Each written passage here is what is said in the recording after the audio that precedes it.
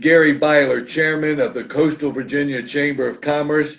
And this afternoon, we have with us Jacob Oberman on an ongoing series regarding casino opportunities in coastal Virginia. Jacob is affiliated with the folks who are looking at the Portsmouth Casino, and as we know, it will be on the referendum this November. Jacob, welcome to Coastal Virginia Chamber, and tell us about the plans you have for Portsmouth. Thanks, Gary. A pleasure to be here. So we're really excited about the opportunity at Portsmouth. When we were looking at opportunities, one of the things that really attracted us to Portsmouth is Portsmouth really wanted, the leaders of Portsmouth really wanted an entertainment district. They didn't just want a casino. They wanted the full destination experience. And really what excites us is the opportunity to go and really attract tourism, new tourism to the area, and bring some of the tourism that comes to the area already to Portsmouth. So we think we could bring people in from North Carolina, South Carolina. They don't have casinos there. And then what also really attracted us to Portsmouth was the site. So as we look at our site in Portsmouth, we think it's the best site for an entertainment district with a casino anywhere in Virginia. We got 50 acres right off 264.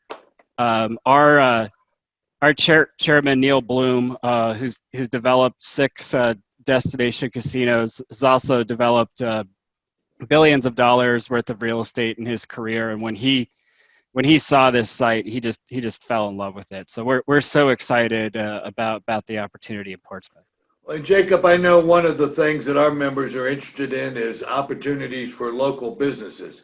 If the referendum succeeds, is it y'all's intention to use local contractors when possible?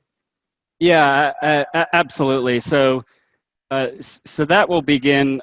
That's something we do with all of our projects that we do, and it's not just during construction. It's also during the operation. So when we get open, we're going to need all types of goods and services there as well. Anything from food and beverage to cleaning supplies, uniforms. I mean, you name it. We buy local. We will have the other key part of what we do is education. So what we're going to do is get out in the community after the referendum, if it's successful, and start building our database and start educating folks. There's some additional things people need to know when they work with the casino. We're highly regulated, so there's things that we'll educate them on. Obviously, during the construction phase, we'll hire a general contractor, and then obviously want to have preferences where possible for Portsmouth businesses and local businesses to participate. Now, I know there are unique challenges in the gaming industry, and I guess you just touched on that. And the experience that your development comes will no doubt be useful in dealing with issues of security and problem gaming. Could you address those concerns? Yeah, absolutely. So, we're going to invest over $300 million of private capital into Portsmouth and into this entertainment district, this site. Any of our developments that we do, when you invest that kind of money, and we obviously like any other business, we want a return on investment, and in order for that to happen, customers, our guests, our employees, the community, they have to feel safe, and that's really important. We'll have obviously around the clock security at our site, but it's really important that the whole area is safe, because again, we want people to come from around, like we said, from far distances away, and it behooves us to ensure that everybody feels safe. Now, one example I'll give you, again, one of the advantages, this isn't our first rodeo, as they say, and we've developed a number of these facilities, and one great example is Philadelphia. We developed in Philadelphia a destination casino called it's called Rivers Philadelphia.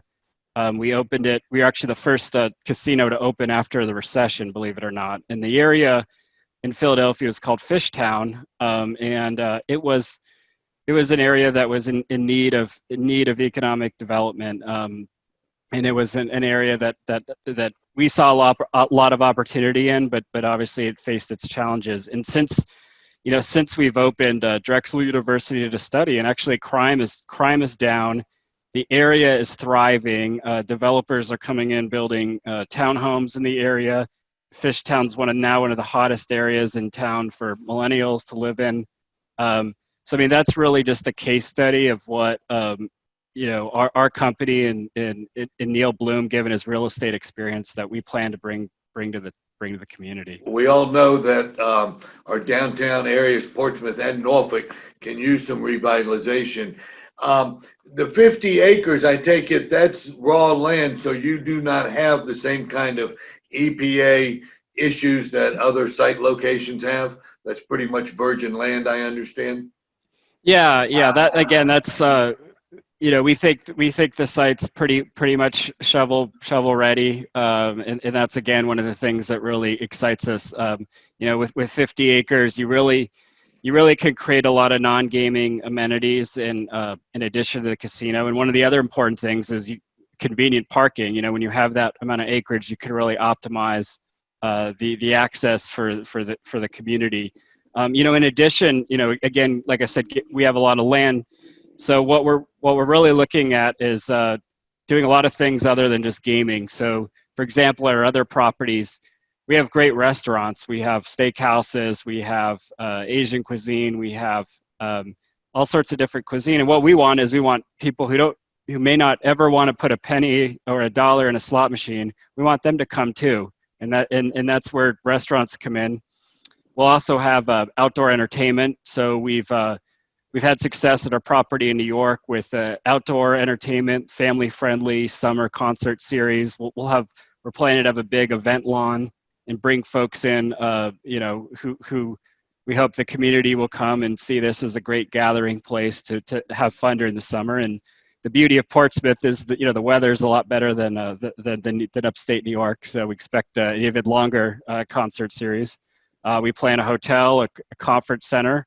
Again, to bring meetings and other those types of events and indoor entertainment to Portsmouth. So, all in all, we think, as I said earlier, our chairman Neil Bloom thinks this is really the greatest site in Virginia for this type of development.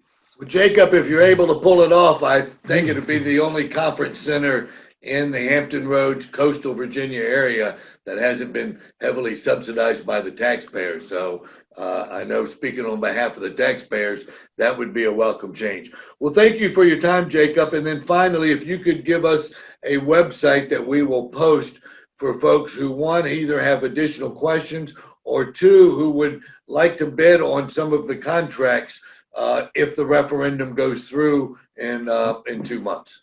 Yeah, so our website is riverscasinoportsmouth.com. And for folks who are interested in, for any local contractors or local businesses that want to put their name on our database, they could either go to the website and they'll see the email link, or they can email port.vendors@rushst.com. And our technological whiz, Max Shapiro, will make sure that we post that on our site. Thank you for your time, Jacob.